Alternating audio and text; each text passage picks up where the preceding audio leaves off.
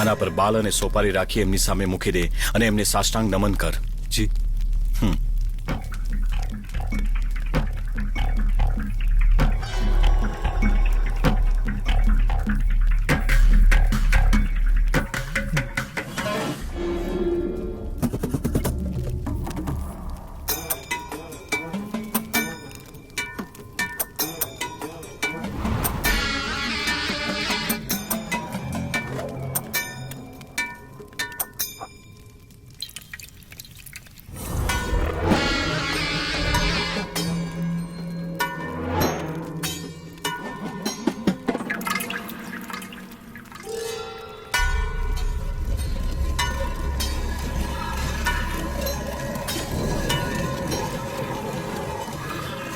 આ છોકરો માદળિયું બાંધીને વિશ્વાસઘાત તો નહીં કરે ને?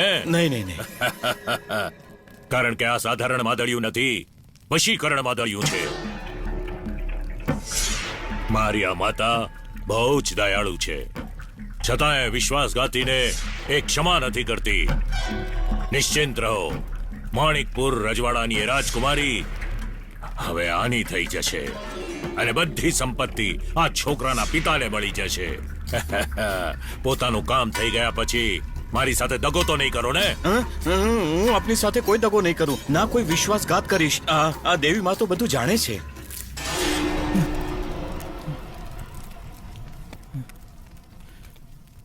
ડર નહીં બચ્ચા, સાંભળ. જ્યારે રાજકુમારી તને મળી જશે તો પછી તું અમારી સાથે વિશ્વાસઘાત તો નહીં કરે ને? નહીં, નહીં કરું. આજે રાતે માનો રક્તથી અભિષેક થશે. લાલ રંગના 4 બકરા લાવવાના છે તારે, જેમને આ ધરતી પર આવે માત્ર 3 દિવસ થયા હોય. એ હાથીની પૂંછડીના વાળ જોઈએ અને સાથે જ આ છોકરાની નાભીનું રક્ત. આ બધી વસ્તુઓની શીઘ્ર જઈને વ્યવસ્થા કરો.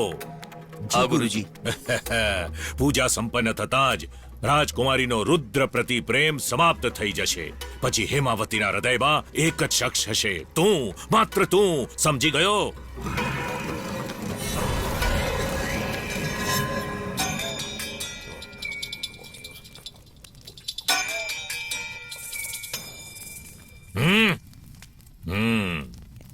સ્ત્રી શું છે પહેલા આને સમજાવવું પડશે.